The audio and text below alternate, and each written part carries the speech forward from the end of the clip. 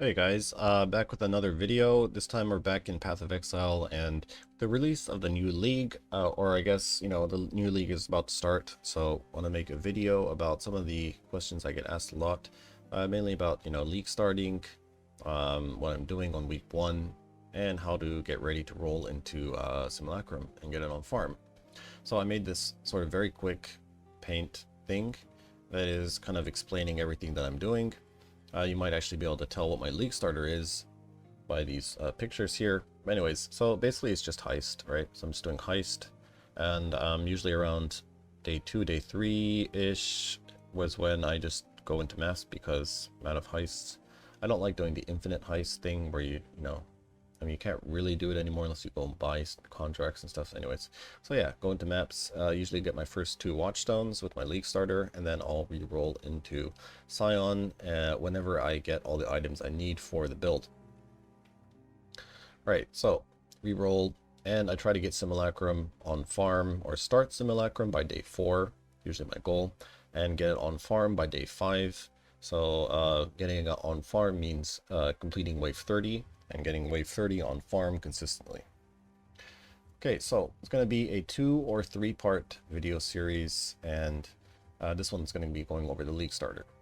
So you don't really need a specific league starter for heist, but I do want to go over what I'm doing because I get asked that quite a bit, and I do think it's a very good league starter. So I'm playing Inquisitor, playing Hexblast Ignite, and it's not very that popular, but it has gotten nerfed a little bit, but it's still pretty good. I played it this league, I played it 4 leagues, 5 leagues. It's amazing league starter, very smooth. It doesn't really require you making a weapon to increase your DPS once you hit maps or when you want to get your watchstones. All the items we need are just going to be items we can find on the ground, except for 2 items that are usually 1 chaos or 1 to 4 chaos for the weapon, and then about 1 alch to about 1 chaos for another ring we need. So that is the build, and since it's a ignite build, we get ignite proliferation, which is amazing at heist. So there is that. Not really the fastest, right? You could probably get a faster build, but this build is very flexible. It can tackle a lot of content. So if heist doesn't end up working out, you can always just go into maps, start some other strategy, and have no problem doing it. So that's why I like it. Very flexible. It's not really fast, not really slow. It's just kind of, a good all-rounder. All right, so let's get into the build. So this is the POB that I had planned out this league. Now I do have another version that I'll go over at the end, which is using a little bit more expensive items. Okay, so this is sort of the tree. We'll go over the tree later on. Let's go explain the config. There's not really that much set in the config, except for this 200 all resistances, so we can kind of see our max res. Okay, for the items, so this is the item I mentioned is going to be the Rebuke of the Vaal. So this sword, in combination with the Inquisitor Instruments of Virtue, and which gives us Battle Mage. So Battle Mage is giving us added spell damage equal to the damage of our main hand. So you can see if we take off this, it's 50% more DPS loss, right? So, and that's just because the Rebuke of the Vaal can have up to about 1k combined flat damage, right? And Hexblast Ignite can use all of that damage to ignite, right? So it's a very unique skill, and that's why the Hexblast Inquisitor Ignite with this Rebuke of the Vaal is a very strong combination because it can take full advantage of the added spell damage that we'll get. So that's pretty cool. Okay, so after that, the other required unique is going to be the either a Dodre's Damning ring for the +1 curse, or you can get it on the boots. There's another pair of boots that has that, but I like to get it on the ring because boots, you want movement speed, a lot of movement speed, stuff like that. Okay, and after that, oh, and also if you really can't get either of those 2 +2 curses, you can just spend a couple of points and go up to Whispers of Doom. So, not really that much of a problem.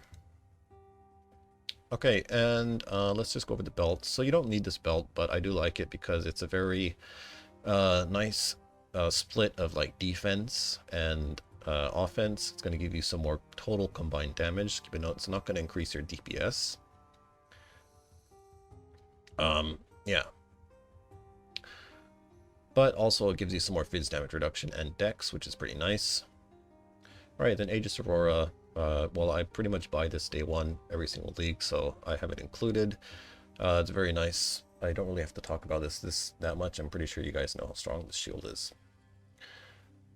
That being said, I have played, you know, full day one into day two without this, and it's been totally fine. It's like it's not like you need this shield for this build to succeed. It's just, it's going to make your build a lot more tankier, so you can just kind of, you know, take your hands off the keyboard and just chill out, basically.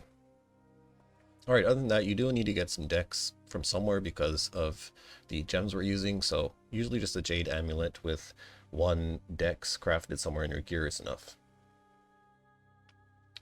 Alright, let's see, after that, pretty much flasks. I always end up using flasks that I find or I get from rewards in the campaign. So, flasks you can use whatever you want. Let's go over some of the skills. I do recommend you just check the POB out because I'm not going to go over everything, but so Hexblast, let's see, if you're on a 5-link, probably drop Deadly Elements or Combustion, right? One of those. Now, Hexblast does need a curse for it to do a lot of damage, and we have 2 curses, right? So we have Temp Chains on Blasphemy, so this means we can just, we don't have to cast, say, Flammability and then Hexblast. We can just Hexblast anything around us, like, so this is usually enough for white mobs, rare mobs, magic mobs. Pretty much this is enough. You don't even need to use Flammability. And then we do have Smite, so we can get some extra added lightning damage. And our second curse is going to be Flammability. We pretty much want everything but Hexblast on life tap, right? So I guess, well, Smite isn't on life tap, but everything else are cast and damage taken, life tap, Wave of Conviction, Arcanist Brand, Flame Surge, life tap, right? Because Hexblast does have quite a big mana cost. Alright, so that is pretty much the build. Check out these links here. Oh, so yeah, you can run Malevolence if you don't really care about dying. You get a lot more damage. That's about it for the skills. Before I forget, let's go over the Pantheons. Now, we are not really going to be getting these Pantheons on day 1, day 2.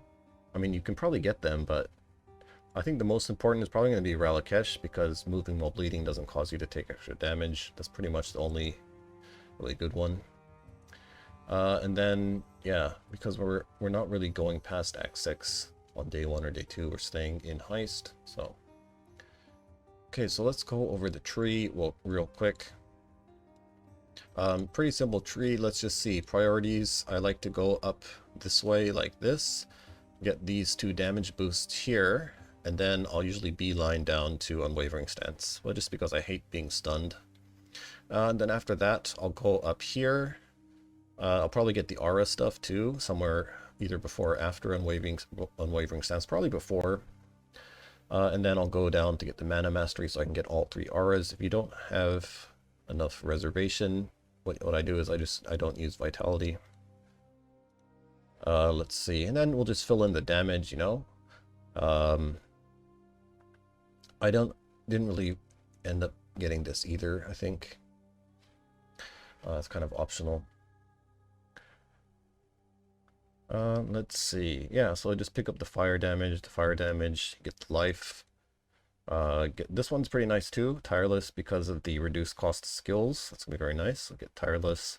You get the block whenever you get your Aegis Aurora, right? And the Glancing Blows. So this is like, once you get Aegis Aurora, get these. And then after that, later on, you want to get the life, right? And then more life, the reservation, and then Call to Arms. You can get this early or late, it's up to you. But we are using Infernal Cry. If I can find it. Here we go. Infernal Cry. It's very nice for getting covered in ash, so you can use this on bosses to get extra damage. Yeah, so that's the tree. Let's see. For the Ascendancy, pretty much while we're heisting on day 1, day 2, this is what we're going to look like. We're only going to have 2 Ascendancies, and I recommend going for the Battle Mage first, and then going for Sanctuary after, right? So this is what this is what it looks like when we're heisting. When we transition into maps, then of course we'll go pick these up. Actually, I'll pick up Pious Path first, and then you can decide if you want Righteous Providence or this Augury of Penitence, right? So this one's going to be the more consistent, safe option. That's going to give you a consistent damage boost and a consistent damage reduction boost. But at the same time, if you look at the crit, you're only going to have 5% crit, which means you can pretty much say goodbye to Elemental Overload. I mean, it is sort of about the same damage, a little bit less damage than with Ela Overload, so up to you. But if you do take this one, the Righteous Providence, you're going to get a lot of crit.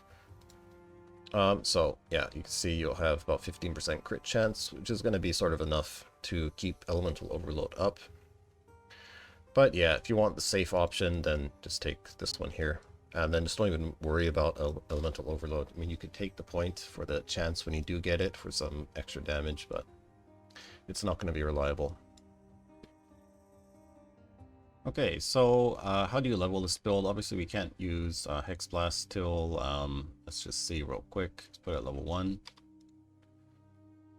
Level 28, right? So, what are you going to use to level? Well, you're an Inquisitor, so you can actually just do what all the racers are doing, right? So you just do Holy Flame Totem, Magma Orb, then you go into Armageddon Brand, and... Or actually, no, you're just going to be doing Magma Orb, Flame Totem, right? Holy Flame Totem. This league, I actually did try something different. I did, what is that minion skill? I actually did use Absolution.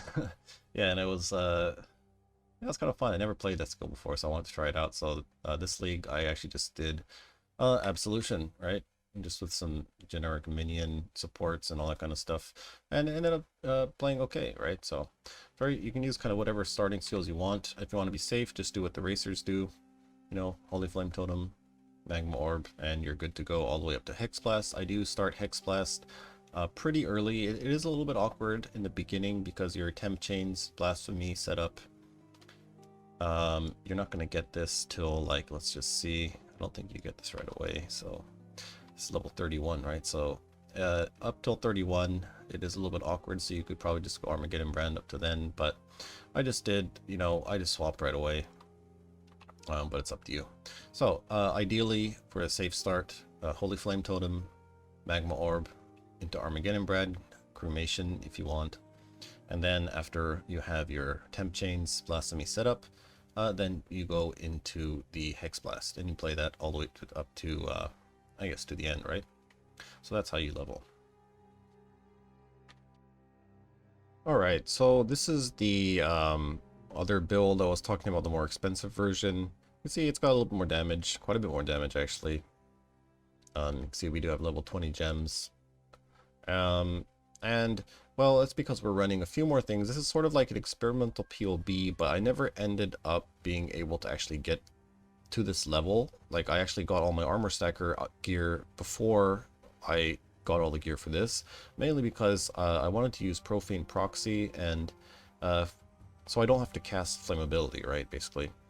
And I did include this in my Chaos Ignite Endgame Hexblast build, which you can check out. I'll leave a video for that in the description, and it ended up working out really nice. You don't have to worry about, you know, casting your Flammability or your second curse. You just, you know, it's just like Hexblast and that's it, right? Occasionally you can do Smite to get some extra damage, but yeah, this is really nice. But the only problem with this is this ring is extremely expensive on League Start. They're like over Divine, so I never really ended up being able to buy it. Another thing that I did was I fit in Malevolence as well. Oh no, I have Skitterbots in here, right? Because I guess you need Skitterbots to the ring. And in order to fit in Skitterbots, I just had this Alpha's Howl because I was going to buy this for my armor stacker anyways, right? So might as well just buy it, use it. But never really ended up getting the ring, so I never actually got to try this version out, but it's pretty much going to be the same as the League starter version, except it's just got a lot more quality of life, so you don't have to cast your second curse, and then it's got a lot more damage, basically. So yeah, aside from that, the tree is pretty much the same, I think. Yeah, tree is exactly the same, pretty much. We are level 95 though, you know, it's some extra points, but yeah. Oh yeah, and I guess I did take this area here, but yeah, so if you do want, or if you do have that ring, I mean, if you do have the ring day one, I recommend you sell it because it's going to be a onesie item in a couple days. But anyways, yeah, this is something that you might want to try out. Maybe if you want to actually just play this build, you know, till endgame, then maybe you could try to get that ring to get some more quality of life and damage. And yeah, that's pretty much it for the starter build. Sorry, it's not going to be that many, like, you know, leveling trees and all that kind of stuff. If you have questions, either post it in the comments or in my Discord, and I'll get back to you. And so if you do have any questions or things you want me to talk about in this video series, leave a comment or send me a message on Discord. And when we make the next video or two, I think these two might just end up being I might just end up making these into one video. I'll try to answer them there. But that's going to be it for this video, guys. Check out the PLB Discord link and subscribe, and I'll see you next time.